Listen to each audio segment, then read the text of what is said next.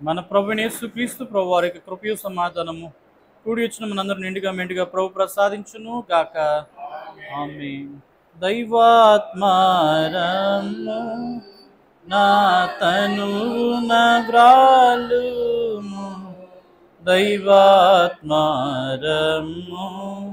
నా తనువు నవ్రాలుము, నా జీవమంత నీతో నిండ చేరి వసింపుము, నా జీవమంతయు చేరి వసింపుము. పరిశుద్ధ గ్రంథం నుంచి దేవుని యొక్క వాక్యం చదువుకుందాం. యెషయా గ్రంథము 59వ అధ్యాయము 1-2 వచనాలు చదువుకుందాం.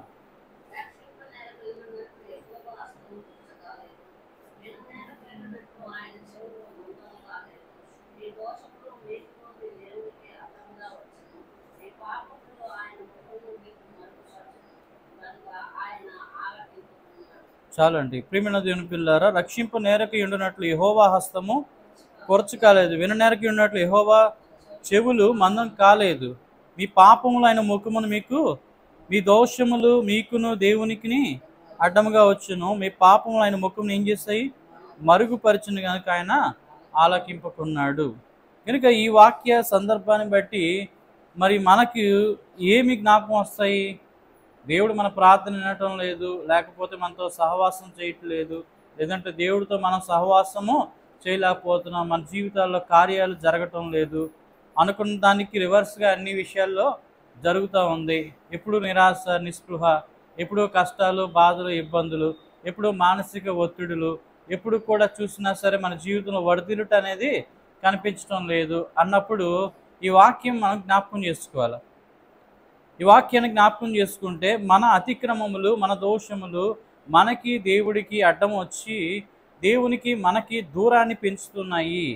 కనుక దేవుడికి మనకి దూరం ఎప్పుడు పెరుగుతుంది అంటే సహవాసం తగ్గినప్పుడు, వాక్య సహవాసం తగ్గినప్పుడు, వాక్యం వినడం తగ్గినప్పుడు, దేవుని ప్రార్థన తగ్గినప్పుడు, అలాగే ఆయనతో రోజు కూడా టచ్లో లేనప్పుడు మనకి మధ్యకి ఏమొస్తాయంటే పాపాలు వస్తాయి, దోషాలు వస్తాయి, అతిక్రమ క్రియలు వస్తాయి.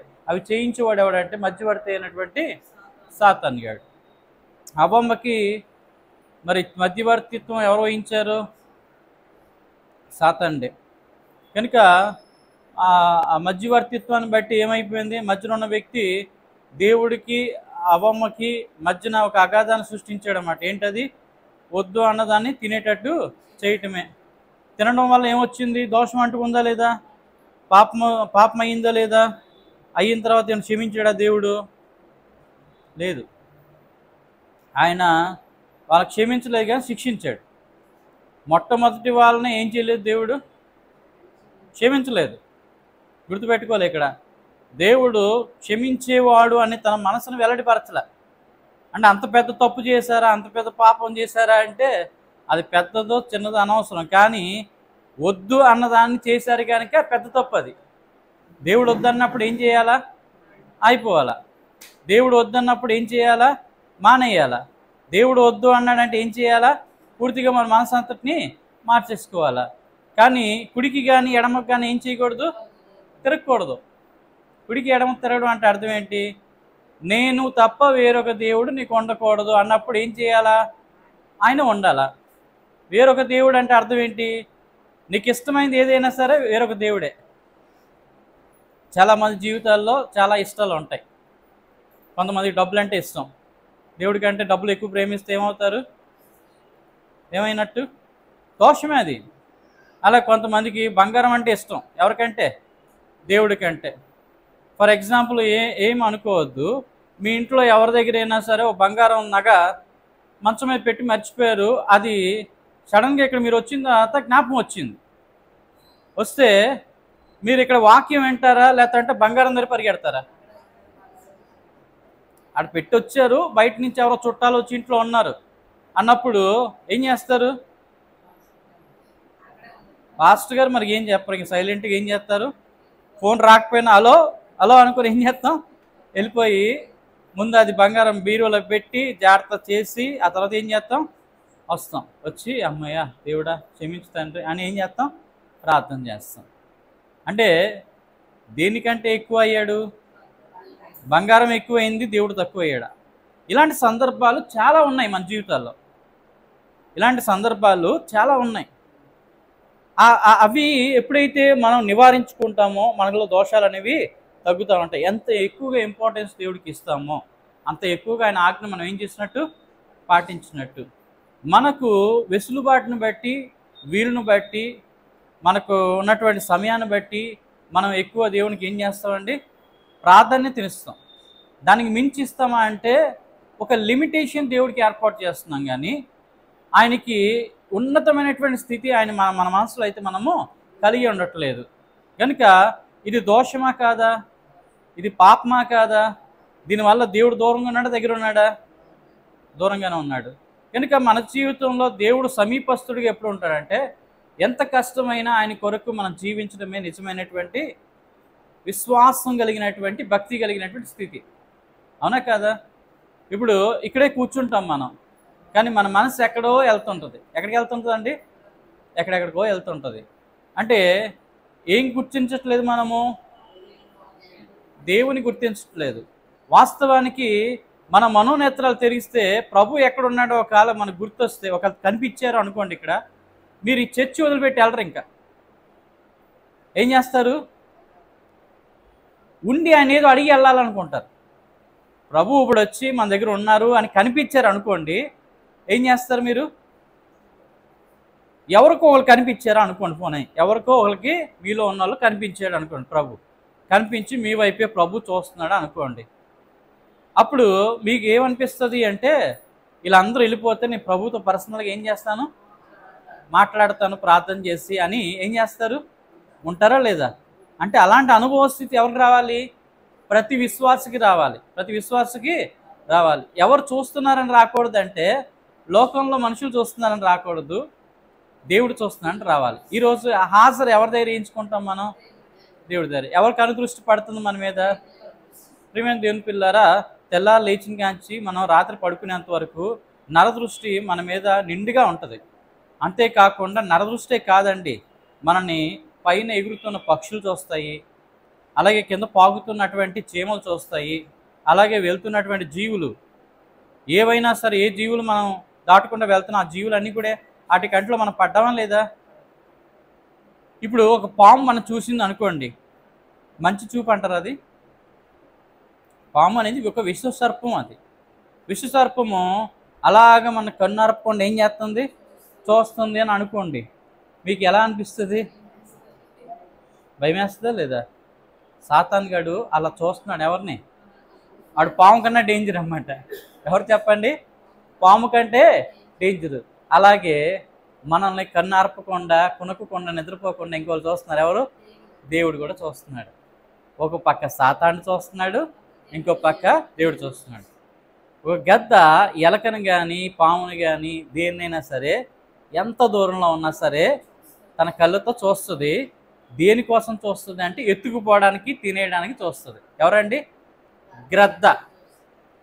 అలాగే ఆ ఎలకని కాపాడే దేవుడు కూడా ఏం చేస్తాడండి?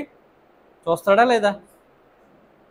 దానికి తెలివి ఇచ్చి ఆ గద్ద నుంచి తప్పించుకునేటట్టుగా ఒక బిలాన్ని చూపించి ఏం చేస్తాడు? అందులోనికి దూరం అని దేవుడు చెప్తాడు. ఇప్పుడు ఆ పక్షి అక్కడి నుంచి ఇలా దిగి వస్తున్నప్పుడు దాని నీడని గ్రహించినటువంటి ఎలక ఏం చేస్తుంది? ఆ హోల్లోకి వెళ్ళిపోద్ది. వెళ్ళిపోగానే గద్ద ఏం చేయగలుగుతుందా? గద్ద దూరగలదా లోపలికి? అది ఏ దాంట్లోకి వెళ్ళలేదు కనుక దాని డెన్లోకి అది వెళ్ళిపోయిన తర్వాత అది సేఫ్. దానికి అట్టి జ్ఞానాన్ని, తెలివిని ఎవరిచ్చారు? దేవుడిచ్చాడు. అంటే సాతానుగాడు మన మీద ఉరువొడ్డినప్పుడు దేవుని ప్రార్థన, దేవుని భయము మనల్ని ఏం చేస్తుంది? కాపాడుతుంది. దేవుడి భయం ఏం చేస్తుందండి? కాపాడుతుంది. అందుకని యెహోవా యందు భయభక్తులు గల వారి చుట్టూ ఆయన దేవదూతలు కావలి ఉండి వారిని ఏం చేస్తారు? రక్షిస్తారు. కనుక ముఖ్యంగా మనము సూక్ష్మ పాపాలు అంటే ఏంటో తెలుసుకోవాలి, సూక్ష్మ దోషములు అంటే ఏంటో తెలుసుకోవాలి. సూక్ష్మ పాపాలు, సూక్ష్మ దోషాలు అంటే ఏంటంటే కంటికి కనిపించినటువంటి దోషాలు సైతాన్ని మనము ఎరిగి ఉండాలి, తెలుసుకుని ఉండాలి. చాలామంది ఏమనుకుంటాం అంటే, నేను ఏ తప్పు చేయలే కదా, నాకే పాపం కూడా తెలియదు కదా అని ఉంటాం. కానీ చిన్న చిన్న మైన్యూర్ దోషాలు కూడా దోషాలే, అవునా కాదా? ఫర్ ఎగ్జాంపుల్, ఇప్పుడు ఇక్కడ మీరు అందరూ కూర్చున్నారు చర్చిలోని, ఓకే, అనుకోకుండా ఒకళ్ళ మీద బలి పడింది. ఏం పడిందండి? బలి పడింది. ఆవిడ భయపడిపోయి ఏం చేశారు, ఆ సెంగుని ఇలా ఎసరుగానే ఆ బల్లి వెళ్ళి ఇంకోళ్ళ మీద పడింది. ఇప్పుడు కోపంగా చూస్తారా లేదా? ఎవరి మీద చూస్తారు కోపంగా? ఎవరైతే ఆ చెంగుని ఇసిరారో, ఆ చెంగుని ఎగిరి బల్లి ఎవరి మీద పడిందో వాళ్ళు ఇసిరిన వాళ్ళ మీద ఏం చేస్తారండి? కోపంగా చూస్తారా లేదా? చూస్తారు. న్యాచురల్, ఆటోమేటిక్గా వచ్చింది. ఆవిడ అనుకోకుండా భయపడి వేసిందే తప్ప ఉద్దేశపూర్వకంగా ఏం చేయలేదు. తెలుసు అని సంగతి ఎవరికి తెలుసు? మనకి తెలుసు. కానీ కోపం తన్నుకొస్తుంది. కోపం ఏం చేస్తుంది? తన్నుకొస్తుంది. చూసుకొని వేయలేవా, చూసుకొని ఇసరలేవా అని ఒక మాట కూడా ఏం చేస్తుంది? నోటి నుంచి తన్నుకొని వచ్చేస్తుంది. వస్తుందా రాదా? అంటే ఇలాంటి దోషాలు చాలా ఉంటాయి. ఇలాంటి దోషాలు ఆకస్మిక, అనుకోకుండా ఆటోమేటికల్లీ జరిగేటువంటి సన్నివేశాలు. ఇవి కూడా వెంటనే ఏం చేయాలా? నివృత్తి చేసుకోవాలి అనేది. ఒకవేళ ఆ అన్న మాట అవతల వ్యక్తికి గట్టిగా తగులుద్ది. ఎక్కడ? హార్ట్ తగులుతుందా లేదా? ఇప్పుడు ఆ వ్యక్తి ఏమనుకుంటారు? చూడు, నాదేం తప్పు లేకపోయినా కళ్ళు కనిపించవా, అలా ఇసిరేసావు అని ఏం చేస్తారు? ఒక మాట అనేస్తే అవతల వ్యక్తి బాధపడతారా లేదా? మన మనస్సు ఒక వ్యక్తి అంటే ఎంత బాధపడుతుందో మన నోటి మాట ఇతరులకు కూడా ఏం చేస్తుంది? అంతే రివర్స్లో గాయం అనేది చేస్తుంది. కనుక ఇలాంటి సూక్ష్మ దోషాలు కూడా ఏం చేయాలా? వెంటనే నివృత్తి చేసుకోవాలా, సారీ చెప్పుకోవాలి. అంటే ఒకవేళ చెంగిలా ఇసిరినప్పుడు ఆ బల్లి ఎవరి మీదైనా పడింది అనుకోండి, వెంటనే అవతల వ్యక్తి, వేసిన వ్యక్తి స్పందించి ఏం చేయాలో తెలుసా? సారీ చెప్పాలి. ఆ పడినటువంటి బల్లిని అవసరమైతే ఆవిడ ఏం చేయాలా? ఇసిరేసేయాలి. ఇంకో దగ్గరికి, వేరే దగ్గరికి ఇసిరేయాలి. లేదంటే వాళ్ళని దాని నుంచి విడిపించాలి. అలా చేయకుండా నవ్వారు అనుకోండి, అది కోపానికి కారణం అనేది అవుతుంది. నా మీద పడింది, నేను భయపడి ఇసిరేసాను, అవతల మీద పడినప్పుడు మనం నవ్వాము అనుకోండి, అది కూడా దోషమే. అపహాస్యం అనేది ఎవరికి కూడా చేయకూడదు. ఎవరిని కూడా ఏం చేయకూడదు? కించపరచడం అనేది చేయకూడదు. ఎవరిని కూడా ఏం చేయకూడదు? భయం అనేది పెట్టకూడదు. ఒక సందర్భంలో ప్రియమైన దేవుని పిల్లారా, మా అమ్మగారు ఉన్న టైంలోని ఎవరో పిల్లలు ఆడుకుంటూ, మరి ప్లాస్టిక్ బల్లి ఉంటుంది కదా, ప్లాస్టిక్ బల్లి ఎవరో పిల్లలు, సండే స్కూల్ పిల్లలు, చిన్న పిల్లలు ఉంటారు కదా, వచ్చి వాళ్ళని ఇలా బెదిరించి ఓ పిల్లవాడు మర్చిపోయి వెళ్ళిపోయాడు మా ఇంట్లో. ఏంటది? ప్లాస్టిక్ బల్లి. అయితే సరదా కదా, ప్లాస్టిక్ బల్లితో ఎవరినైనా ఏం చేయొచ్చు? బెదిరించవచ్చు. అందులోనికి మా అమ్మకి బల్లి అంటే మహాభయం. బల్లి అంటే ఏం చెప్పండి? మహాభయం. అయితే ఫస్ట్ అమ్మగారిని బెదిరించే ముందు మా క్రిస్టాఫర్ గారిని బెదిరించాలని ఏం చేసా? ఆడి మీద వేసాను. వేస్తే వాడు బెదిరిపోయాడు. వీడు బెదిరాడు కనుక టెస్టింగ్ వీడి మీద అయిపోయింది కనుక ఇప్పుడు ఏం చేయాలా? మా అమ్మ ఏమో ఆవిడ అటు ఇటు చూస్తున్న టైంలో ఆవిడ చీర లాగా ఉంటే ఆ చీర మీద ఏం చేశాను? ఇలాగా పెట్టేసి బల్లి, అమ్మమ్మ బలి పడిపోయిందమ్మా నీ మీద అంటే ఆవిడ ఇలా బొమ్మలాగా ఉండిపోయింది అన్నమాట. కాసేపు వరకు ఉండారే క్రిస్టాఫరు, ఆ బల్లి తీసారా అంటే ఆడు ఊరికమ్మా అంటున్నాడు. ఆడు అంటే ఏంటి? ఆడికి ఆల్రెడీ తెలుసు, ఆడు తీయట్లేదు. అప్పుడు ఆవిడ ఇంకా భయపడుతుందని చెప్పి ఆ తోక పట్టుకోరా, ఈ ప్లాస్టిక్ బల్లి అని అనగానే, వేసాను కదా, నేనే వేసాను కదా, ఏరా తల్లి అని లేదా, ఎవరైనా లేదా, నీవు ఎంత భయపెడతావా, ఎంత హడలిపోయాను అది అంటే మనం సరదాగా చేసినవి కూడా దోషాలే. అలా కూడా ఏం చేయకూడదు? చిన్నపిల్లలు చాలా వరకు, చిన్నపిల్లల తత్వం కలిగిన వాళ్ళు ఏం చేస్తారు? మైండ్ మెచ్యూరిటీ లేని వాళ్ళు సరదా ఆట పట్టించడానికి చేస్తుంటారు. సరదాగా కొంతమంది ఏప్రిల్ ఫూల్ చేస్తూ ఉంటారు. ఏం చేస్తారండి? ఏప్రిల్ ఫూల్ అంటారు. నీకు నీ షర్ట్ మీద రంగు పడింది అంటే ఇలా చూసుకోని ఏమంటారు? ఏప్రిల్ ఫూల్ అంటాడు. అంటే ఇది కూడా దోషమే. ఒకరిని హాస్యం చేయడము, అపహాస్యం చేయడం కూడా దోషమే. అందుకని కీర్తనకారుడు మొదటి కీర్తన ఏమన్నాడు? దుష్టుల ఆలోచన చొప్పున నడవక, పాపుల మార్గం నిలవక, అపహాసకులు కూర్చుండి చోట ఏం చేయకూడదు. అపహాసం అంటే అదే, పరిహాసం చేయటము, అపహాస్యం చేయటము, ఎక్కిరించడము, కేలీ చేయటము, ఇతరులను కించపరచడము. కొంతమంది ప్రియమైన దేవుని పిల్లలు నడుస్తూ ఉంటారు. నడిస్తే వాళ్ళ నడతను కూడా కొంతమంది ఏం చేస్తారు? తప్పు పడతారు. లేదంటే కుంటి వాళ్ళు ఎవరైనా నడుస్తున్నారు అనుకోండి, ఏం చేస్తారు? వాళ్ళని ఎక్కిరిస్తారు. గుడ్డి వాళ్ళని ఎక్కిరిస్తారు. కొంతమంది విహీనులను ఏం చేస్తారు? ఎక్కిరిస్తూ ఉంటారు. కొంతమంది నత్తి ఉంటుంది, నత్తి ఉంటే ఏం చేస్తారు? వాళ్ళని ఎక్కిరిస్తూ ఉంటారు. కనుక అలా ఎక్కిరించకూడదు. వాళ్ళని ఎక్కిరిస్తే దేవుణ్ణి ఎక్కిరించినట్టే అర్థం, గుర్తుపెట్టుకోవాలి. బీదలకి కనికరిస్తే యెహోవాకు అప్పించుట అని రాసిందా లేదా? అంటే దాని అర్థం ఏంటి? బీదలను కూడా మనం ఏం చేయకూడదు? కించపరచకూడదు. వాళ్ళని ఈవెన్ మన పక్కన ఎవరైనా సరే చిరిగిపోయిన షర్టు లేకపోతే చింకు బట్టలు వేసుకొని మురికిగా ఉన్నటువంటి బట్టలతో వచ్చి వాళ్ళు దేవుడి మీద ప్రేమతో వచ్చి దేవుడు వాక్యం వినాలనుకుని మన పక్కన కూర్చున్నాం అనుకోండి, వాళ్ళని చూసి మనం అసహించుకోకూడదు. అలా అసహించుకోవడం కూడా ఏం చెప్పండి? పాపమే. ఏమంటే కుష్ఠరోగి అంటే నీట్గా ఉంటాడంటే స్నానం చేసుకొని? ఎలా ఉంటాడు? అంత దుర్గంధం ఉంటుంది. కుష్ఠరోగి అంటే స్నానం చేయడానికి వీలు లేదు. ఎందుకంటే బావి దగ్గర రానివారు కనుక యూదులు ఏం చేయలేరు? స్నానం చేయడు. ఇక కురుపులతో కంపు ఉంటుందా లేదా? ఆ బట్టలు ఎంత రోతగా ఉంటాయి. అసలు ఆ వ్యక్తి దగ్గర కాసేపు కూర్చోవాలంటేనే మనకి చాలా ఘోరంగా ఉంటుంది. ఆ కురుపులతోని ఆ ఇటులతోని మనం భరించలేము అన్నమాట. చూస్తేనే మనం ఏం చేద్దాం? వామిటింగ్ అనేది వస్తుంది. అలాంటి వ్యక్తి దగ్గరికి యేసుప్రభువు వారు వెళ్ళి నాకు ఇష్టమైన శుద్ధికమని చేతులు చాచి ముట్టాడు. అంటే ఆయనకి ఎంత ప్రేమ ఉంది ఆ వ్యక్తి పట్ల, ఆ రోగి పట్ల అంటే చాలా ఎక్కువగా ప్రేమ చూపించి తాకగానే అతడు ఏమైపోయాడు? పసిపిల్ల దేహం వల్లే ఆయన దేహం మారిపోయింది. ఇది క్రీస్తు మనస్సునకు ఉన్నటువంటి తత్వము. ఆ ప్రేమ తత్వం మనలోనికి వచ్చినప్పుడే మనం నిజమైనటువంటి క్రీస్తు బిడ్డలంగా పిలువబడతాం. కనుక ప్రియమైన దేవునిలో ఎలాంటి చిన్న చిన్న దోషాలు కూడా మన జీవితంలో సరి చేసుకోవాల్సిన అవసరం ఉంది. చిన్న చిన్న దోషాలు కూడా, వీటిని ఏమంటారంటే అనుకోకుండా చేసేటువంటి దోషాలు. ఎవరినైనా సరే ఏం చేయకూడదు? క్రిటిసైజ్ అనేది చేయకూడదు, ఎక్కిరించకూడదు, తోలనాడకూడదు, అపహసించకూడదు, అలాగే తక్కువ చిన్న చూపు అనేది చూడకూడదు. అలాగే కొంతమంది కావాలని ఉద్దేశపూర్వకంగా ఏం చేయకూడదు? వాళ్ళ మనస్తాపానికి గురి చేయకూడదు, దుఃఖపరచకూడదు. ఇతరుల ఆత్మను, మనసుని, హృదయాన్ని ఏం చేయకూడదు? దుఃఖపరచకూడదు.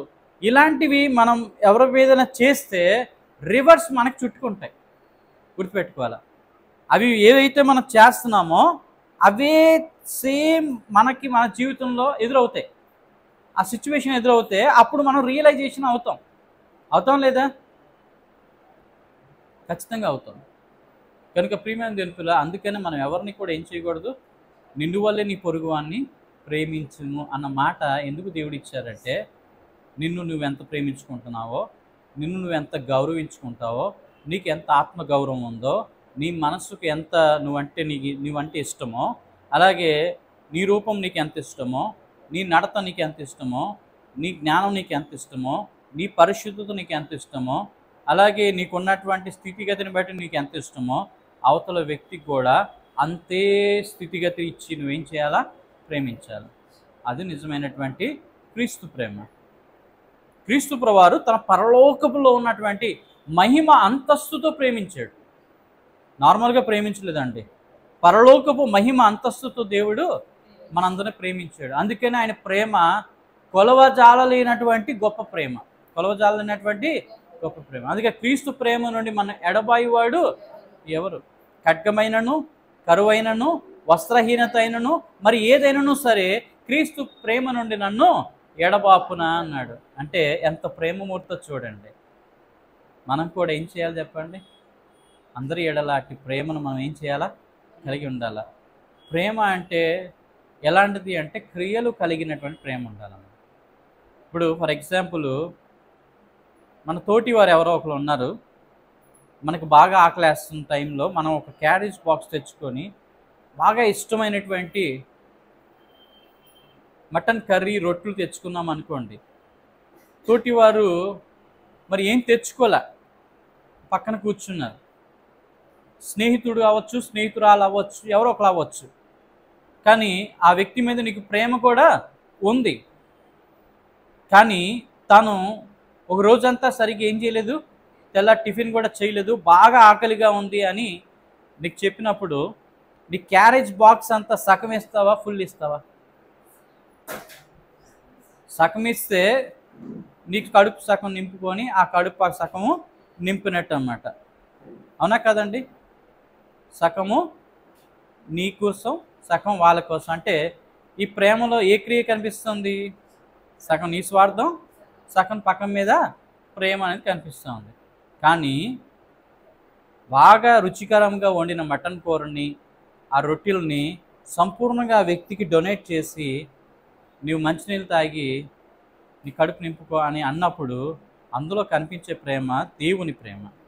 దేవుడి ప్రేమ ఎలాంటిది అంటే beyond the limitation of the human being. అంటే మనిషి చెయ్యజాలనినటువంటి గొప్ప ప్రేమే క్రీస్తు ప్రేమ.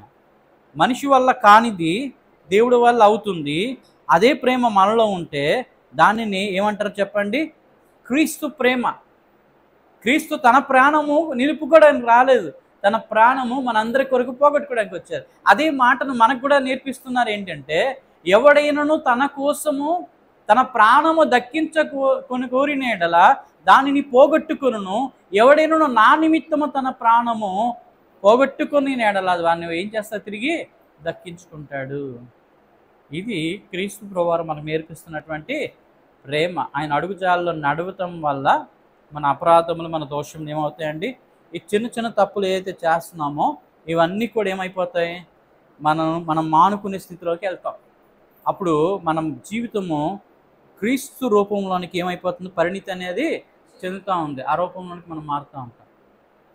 కనుక ఇంకా పాత గుణాలు, పాత లక్షణాలు, ప్రాచీన స్వభావం అనేది మనలో ఉందనుకోండి, పులుపు జీవితం మనలో ఉన్నట్టు అన్నమాట. ఏ జీవితం చెప్పండి? పులుపు. చింత చచ్చినా పులుపు చావలేదు అని అంటాను. అంటే ఎంత దేవుడి దగ్గరికి వచ్చినా, ఎంత దేవుళ్ళలో ఉన్నా, ఎన్ని వాక్యాలు వింటున్నా, ఎన్ని వాక్యాలు చదువుతున్నా, ఎంత ప్రార్థన చేస్తున్నా, ఆ లోకపు సంబంధించినటువంటి తీరు ఏదైతే ఉందో ఆ తీరుతెన్నుని మానుకోపోతే అది వృద్ధి అయ్యి చివరికి మన ఆత్మీయ స్థితిని చంపుతుంది. మనని ఆత్మీయంగానే కాదు, శరీరీతిగా కూడా బలహీనలు చేసి కడకు మనని మరణావస్థ స్థితిలోని తీసుకెళ్తుంది. గమనించండి, చాలా ఘోరమైనటువంటి పాపం అంటే అదే. పాపము పరిపక్వమై మరణమును కంటుంది. అంటే మనిషి జీవితంలో ఒక ఆలోచనగా వస్తుంది. పాపం అనేది ఎలా వస్తుందంటే ఆలోచన విధంగా వస్తుంది. ఆలోచన ఏమవుతుందంటే కడకు యాక్షన్గా మారుతుంది. ఎలా అవుతుంది చెప్పండి? యాక్షన్ అంటే వర్క్. ఇప్పుడు మనకు ఆలోచన వచ్చింది అనుకోండి, దాన్ని ఏం చేస్తాం? క్రియ చేస్తాం. ఈ క్రియ ఒకసారి చేసిన తర్వాత యాక్షన్ హ్యాబిచువల్గా చేస్తూ ఉంటాం. అంటే మాటికి మళ్ళీ అదే పని చేస్తున్నప్పుడు ఏమవుతుందంటే హ్యాబిట్ అయిపోతుంది, అలవాటుగా మారుతుంది. ఈ అలవాటు అయిపోయిన దాన్ని ఇంకా సరే, ఇంకా నా పరిస్థితి ఇంతే, నా క్యారెక్టర్ ఇంతే అని ఏం చేస్తాం? మనం నిర్ణయించుకున్నప్పుడు ఏమైపోతాం అంటే అది క్యారెక్టర్గా మారిపోతుంది.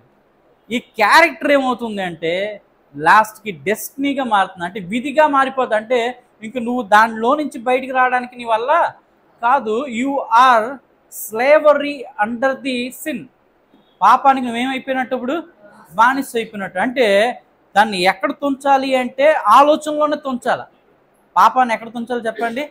ఆలోచనలోనే తుంచాలి. అంటే అది ఎదుగుతుంది అని అనేసరికి దాన్ని వేర్లతో ఏం చేయాలా?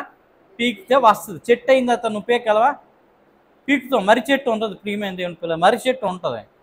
మర్రి చెట్టు విత్తనం పడిపోయింది అనుకోండి, దాన్ని మొక్కలు ఉన్నప్పుడు పీకినప్పుడు ఏం చేస్తుంది? నువ్వు ఎంత పీకినా మళ్ళీ లెగుతుంది, అది సావదు. అది పాపం కూడా అంత భయంకరమైంది. వన్స్ పడింది అంటే ఏమవుద్ది? అలాంటిదే. కానీ దాన్ని దుంపనాశనం చేయాలి అంటే ఏం చేయాలా? ప్రార్థన శక్తి అనేది ఎక్కువగా కలిగి ఉండాలి. ప్రతిరోజు మనిషి ఎందుకు ప్రార్థన చేయాలని అంటే తన పాపం నుండి పరిహారం పొందడానికి ప్రార్థన చేయాలి. మనం ఏం ప్రార్థన చేస్తాం? మన ప్రార్థన ఏంటో తెలుసా? ఎప్పుడు అది ఇచ్చే, ఇది ఇచ్చే, ఇది ఇచ్చే, అది ఇచ్చే అని అడుక్కొని ప్రార్థన చేస్తాం. కానీ ప్రార్థన ఎందుకు చేయాలి అంటే అసలు మన అయోగ్యతను, మన అల్పత్వాన్ని, మన దుర్గుణాలని, మనకున్నటువంటి శారీరక స్థితిగతులని ఏం చేయాలా? మరి మార్చమని ప్రార్థన చేసుకునే ప్రార్థన నిజమైన ప్రార్థనగా దేవుడు అంగీకరిస్తున్నాడు. నేను చెప్పట్లేదండి, ఇది సుంకరి చేస్తున్న ప్రార్థన ప్రభు ద్వారా అంగీకరించబడింది. ఎందుకు అంటే సుంకరి తన యొక్క అయోగ్యతను, తన పాపములు, తన దోషములు, తన అతిక్రమములను మరి కృంగిపోతూ, అంటే వణికిపోతూ, భయపడుతూ, దేవుని అంటే ఆకాశము తట్టెను చూడడానికి ధైర్యము చాలక గుండె బాదుకుంటూ ఏం చేస్తున్నాడు? రోదనతో ప్రార్థన చేస్తున్నప్పుడు ఆ ప్రార్థన దేవుడు ఏం చేశాడు? అంగీకరించాడు. అంటే అర్థం ఏంటంటే ప్రార్థన అని ఎందుకు చేయాలి అంటే పాపాలు, దోషాలు, అతిక్రమ క్రియలు ఏం చేయాలా? ఒప్పుకోవడానికి ప్రార్థన చేయాలి. నేను అలాంటి భక్తుల్ని చూశాను, వాడితో ఉన్నాను, వాడితో సహవాసం కూడా చేశాను. మా Bible college, Bethel Bible college గురువు గారు, బైబిల్ మిషన్లో బైబిల్ కాలేజ్ ప్రిన్సిపల్ గారు అయినటువంటి మరి ఆయన బహుశా ఒక 7-8 మంత్స్ క్రితం నాకు వచ్చి వరంపురంలో నా ఇంటికి వచ్చి కలిసి వెళ్ళారు. బహుశా మీరు అందరూ కూడా రోడ్డు మీద చూసి ఉంటారు. దినకరణ గారని, పాస్టర్ రెవరెండ్ దినకరణ అయ్యగారు అన్నమాట. అతను రావడం జరిగింది, కాసేపు కూర్చున్నారు, మాట్లాడారు, ప్రార్థన చేస్తారు, వెళ్ళారు. అయితే ఆయన ఇప్పుడు లేరు, భౌతికంగా ఈ లోకంలో లేరు, ప్రభు దగ్గరికి వెళ్ళిపోయారు. అయితే ఆయన ప్రార్థన జీవితం ఎలా ఉంటుందంటే ఆయన ప్రార్థన చేస్తే అడగడం, ఆయన అయోగ్యత అంతటిని ఏం చేస్తారండి? ఒప్పుకుంటూ ఉంటాడు. చాలా చిన్న చిన్న చిన్న చిన్నవి కూడా ఒప్పుకుంటాడు. చిన్న చిన్నవి కూడా ఏం చేస్తారండి? ఒప్పుకుంటాడు. అంటే అంతగా ఒప్పుకోలు ఉంటేనే తప్పుకునే స్థితి వస్తుంది. ఒప్పుకోలు ఉంటే ఏం చేస్తుంది చెప్పండి? తప్పుకునే స్థితి వస్తుంది. ఆ తప్పుకునే స్థితి ఎవరిస్తారు? దేవుడిస్తారు. అవునా కాదా? ప్రియమైన దేవునిలో ముళ్ళు గుచ్చుకుంది, కాళ్ళకి ఏం గుచ్చుకుందండి? ముళ్ళు గుచ్చుకుంది. లోపలికి ముళ్ళు వెళ్ళిపోయి బయట ముళ్ళు ఇరిగిపోయింది. లోపల ముళ్ళు నీ వల్ల అవుతుందా తీయడానికి? Somebody has to help. నువ్వు ఏడుస్తున్నావు, ఏడుస్తావు అంటే ఏం చేస్తారు? అమ్మో, లేకపోతే నాన్నో, లేకపోతే అక్కో, తమ్ముడో ఎవరో ఒకరు వచ్చి ఏం చేస్తారు? కాలు కదపమాకరా, ఆ కాలు తీసురా అని ఏం చేస్తారు? వాళ్ళు ఒళ్ళో పెట్టుకోవడమో లేకపోతే ఎక్కడో దగ్గర పెట్టి ఏం చేస్తారు? దాన్ని అలాగ నొక్కుతూ, నొప్పి వస్తుందా, నొప్పి వస్తుందని అడుగుతూ ఏం చేస్తారు? నొప్పి రాకుండా దాన్ని స్లోగా బయటకు వచ్చేంత వరకు ఏం చేస్తారు? కెలికి కెలికి లాగి లాగి బయటికి మొత్తానికి ఆ ముళ్ళంతటిని కూడా తీగని ఏమవుతుంది? ఎంత రిలీఫ్గా ఉంటుందండి ముళ్ళు తీసిన తర్వాత. అమ్మయ్య అంటావా లేదా? పాపం కూడా ముళ్ళు లాంటిదే. అందుకనే పౌలు గారు ఏమంటారంటే ఈ ముళ్ళుని నా ఎందుకు నుంచి ఏం చేయు తీయంటే నా కృప నీకు చాలు. ఆ ముళ్ళు ఎందుకు అంటే ఏ పాపం చేయకుండా ఉండడానికి ముళ్ళు ఎట్టాడు దేవుడు. రోజా పువ్వుకి ముళ్ళు ఉంటాయి చుట్టూ కూడా. ఎందుకంటే దానికి ఏ పశువు వచ్చి ఏం చేయకూడదు? ఆ పువ్వు తినేయకూడదు. దానికి ముళ్ళు గుచ్చుకుంటే ఏం చేస్తుంది? తింటుంది, అది తినలేదు. అందుకనే దానికి చుట్టూ ముళ్ళు దాన్ని ఏం చేస్తున్నాయి? కాపాడుతున్నాయి. అలాగే మనిషి జీవితంలో కష్టాలు మనిషిని కాపాడతాయి. కష్టాలు అని కంచె మనకి ఉండాలి కనుక మరి మొన్న వచ్చినటువంటి దైవజనులు ఏం చేస్తారు? మనకి వాక్యం చెప్పారు, ఎన్నో కంచెల గురించి మనకి చెప్పారు. కానీ శ్రమల కంచె అన్ని కంచెల కంటే మించింది. అది మహిమ అనుభవ స్థితిలోనికి తీసుకెళ్తుంది. యోబు గారికి దేవుడు వేసిన కంచె అన్ని కంచెలు పోయాయి, కానీ శ్రమల కంచె యోబు గారి భక్తి జీవితాన్ని కాపాడింది. అవునా కదా? యోబు గారిని సాతాను దగ్గర ఓడిపోకుండా అదే కాపాడింది. ఏం కాపాడలేదు, తనకున్న డబ్బు కాపాడలేదు, తనకున్న ఏది కాపాడలేదు, కానీ ఆ శ్రమలు ఆయనని ఏం చేశాయి? భక్తిలో మరింత వికసించేటట్టు చేశాయి, పుష్పించేటట్టు చేశాయి, వర్ధిల్లేటట్టు చేశాయి. ఆయన తనలో తాను మూలుగుతూ దేవుడి దగ్గర ప్రసవ వేదన ప్రార్థన చేసే అంతస్తుని ఆ శ్రమలన్నీ కూడా ఏం చేసాయండి? నేర్పించాయి. గనక తాను ఘనమైనటువంటి స్థితిలోకి వెళ్ళి దేవుడి దగ్గర ఘనత నొందేటువంటి బహుదీవెన ఆశీర్వాదములు తన జీవితంలో ఆయనకి ప్రాప్తించాయి. అవునా కదా? మన జీవితంలో కూడా శ్రమలు పోయి మంచి కరగాలి అంటే ఏం చేయాలా? కొన్ని రోజులు శ్రమలు అనేవి ప్రతి ఒక్కరికి కూడా ఉంటాయి. శ్రమలు, బాధలు, నిందలు, అవమానములు, దూషణలు ఇవన్నీ కూడా ప్రభుని నమ్మిన వారికి ఉంటాయని ప్రభు చెప్పారు. అబద్ధమేం కాదు, నిజమే. కొంతమంది హేళన చేస్తున్నారు. ఎవరు? క్రైస్తవ వ్యతిరేకులు ఆ మాటలని హేళన చేస్తున్నారు. ఏమిరా మరి మీ పాస్టర్లు అందరూ కూడా ఏం చెప్తున్నారు? మా దగ్గరికి వస్తే రోగాలు పోతాయి, అప్పులు పోతాయి, ఉద్యోగాలు వస్తాయి, పిల్లలు పుడతారు, పెళ్ళిళ్ళు అవుతాయి, ఇల్లు కట్టుకుంటారు, ఆస్తులు నింపుకుంటారు అని చెప్తున్నారు. కానీ ఈరోజు వర్షన్ మార్చేసి ఏం చెప్తున్నారు మీరు? యేసయ్యను నమ్ముకుని కష్టాలు వస్తాయి, శ్రమలు వస్తాయి, నిందలు వస్తాయి, జనాలు మిమ్మల్ని నిందిస్తారు, మిమ్మల్ని హింసిస్తారు, మేమే చెడ్డ మాటలు పలుకుతారు అని నిజ బోధకులు చెప్తుంటే వాళ్ళని తిడుతున్నారు. చూడండి, వాళ్ళు చెప్పే వర్షన్ని తిడుతున్నారు, ఇది చెప్పిన వాళ్ళు కూడా ఏం చేస్తున్నారు? తిడుతున్నారు. ఇవన్నీ కష్టాలు వస్తే మీ దేవుడి దగ్గరికి ఎందుకు రావాలి అని ప్రశ్న కూడా ఇస్తున్నారు. ప్రశ్న కూడా ఏం చేస్తున్నారండి? వేస్తున్నారు. వాళ్ళకి చెప్పే సమాధానం ఏంటో తెలుసా అండి? లోకంలో ఉన్న ఆస్తి చిరస్థాయిగా ఉండడానికి మనం ఉండము. అలాగే శ్రమలు అనేవి మనిషి బ్రతుకున్నంత వరకే ఉంటాయి. చచ్చిపోయిన తర్వాత ఆ శ్రమలు ఎక్కడ తీసుకెళ్తాయో తెలుసా? పరలోక రాజ్యానికి తీసుకెళ్తాయి. ఆ బెనిఫిట్ మిగతా వాళ్ళు ఎవరికి కూడా తెలియక వాదోపవాదాలు, తర్క వితర్కములు అనేవి పూర్తిగా చేస్తూ ఉన్నారు. కనుక వాళ్ళు తెలుసుకోవాల్సిన విషయం ఏంటంటే, సుఖాలు ఏమీ నిత్యము ఉండేవి కాదు, శ్రమలు కూడా నిత్యం ఉండేవి కాదు. సుఖాలు నరకానికి, ఇబ్బందులు, కష్టాలు పరలోకానికి ఏం చేస్తాయి? తీసుకెళ్తాయి అనే సంగతి గమనించాలి. అదే యేసుప్రభువారు చెప్పారు. ధనవంతుడితో మాట్లాడుతూ ఆయన అంటాడు, నీవైతే సకల సౌకర్యాలు, ఆనంద సంతోషాలు, సుఖభోగములు ఏం చేస్తావు? లోకములు, భూలోకంలో అనుభవించితివి కదా, అందుకనే నువ్వు వేదనకరమైన చోటుకి వెళ్ళావు. కానీ అలాంటి వాటికి ఏమి నోచుకోకుండా శ్రమల పాలైనవాడు ఎవరంటే లాజరు. అందుకని లాజరు ఇక్కడ నెమ్మది చెందుతున్నాడు, నువ్వు ఇక్కడ ఆవేదన చెందుతున్నావు. అంతే డిఫరెన్స్, ఇంకేమి కూడా లేదు. ఇప్పుడు ఈ వాక్యాన్ని బట్టి ఎవరు అర్థం చేసుకోవాలా? యూట్యూబ్ చూసిన వాళ్ళు ఏం అర్థం చేసుకోవాలా అంటే, అలాంటి వ్యక్తులు ఎవరైతే అజ్ఞానులు ఉన్నారో, బుద్ధిహీనులు ఉన్నారో వాళ్ళకి మనం చెప్పదలిచేటువంటి మాట, భూమి మీద మనుషులు మోసం చేసి సంపాదించే డబ్బు నేను పాపిష్టి మానవుడిగా మార్చి పరలోకాన్ని తీసుకెళ్తుంది, నరకం తీసుకెళ్తుంది. మనిషి మంచి చేసి నీ డబ్బుని ఇతరులకు నువ్వు ఇచ్చినప్పుడు దాని ద్వారా నీ ధనం ఎక్కడ కూర్చుకున్నట్టు? పరలోకంలో కూర్చుకున్నవాడవి. నువ్వు ఆ రాజ్యంలో ఆ ధనముతో ఏం చేస్తావు? నువ్వు ఉన్నత స్థితిలోనికి వెళ్ళేటువంటి భాగ్యం దేవుడు ఇస్తాడు. కనుక అందుకని మన జీవితాన్ని ఇక్కడే ఉండి సద్వినియోగం అనేది చేసుకోవాలి. కనుక మీ దోషములు, మీ అతిక్రమ క్రియలు, మీ పాపములు దేవునికి, మానవునికి ఏం చేసాయండి? అడ్డంగా వచ్చాయని అంటే అర్థం ఏంటంటే, మనం ఇంకా పాపులంగా ఉన్నాం కనుక మన ప్రార్థన ఏం చేయట్లేదు. పాపుల ప్రార్థన దేవుడు ఆలకిస్తాడా అంటే ఏమంటారు మీరందరూ? ఆలకిస్తాడా, ఆలకించడా? పాపుల ప్రార్థన దేవుడు ఆలకించడు. గమనించండి, పాపము మానితేనే ఆలకిస్తాడు. పాపంలో ఉండి ప్రార్థన చేస్తే ఏం చేయడండి? ఆలకించడు. నువ్వు పాపం మానుకొని తర్వాత ఆయన శరణం చూస్తే ఏం చేస్తాడండి? ఆలకిస్తాడు. అందుకనే పాపంలోను ఉంటూ, పాపంలో బ్రతుకుతూ, అందుకనే దైవజనులు ఈ ఫాదర్ దేవదాస్ ఎగిరి అన్నాను, పాపంబు మానక ప్రతి గుడికి ఎగిన ఏమి ప్రయోజనము? ఎక్కడైనా పాపంబు మానక ఎన్ని ప్రసంగాలు చేసిన ఏమి ప్రయోజనము? ఎక్కడైనా పాపంబు మానక ఎన్ని ధర్మదానాలు చేసినటువంటి వ్యక్తికి ఏమి ప్రయోజనము? ఎక్కడైనా పాపము మానక గొప్ప సాక్ష్యాలు చెప్పిన ఏమి ప్రయోజనము? ఎక్కడైనా. కనుక పాపం అనేది మానేయాలా? నీతిగా బ్రతికి ప్రార్థన చేస్తే నీతిమంతుని ప్రార్థన దేవుడు ఆలకించిన రాసింది.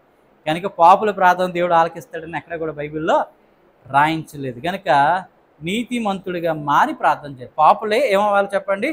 నీతిమంతుడిగా మారి ప్రార్థన చేయాలి. నీతిమంతుడు ఎప్పుడు మారతాడు?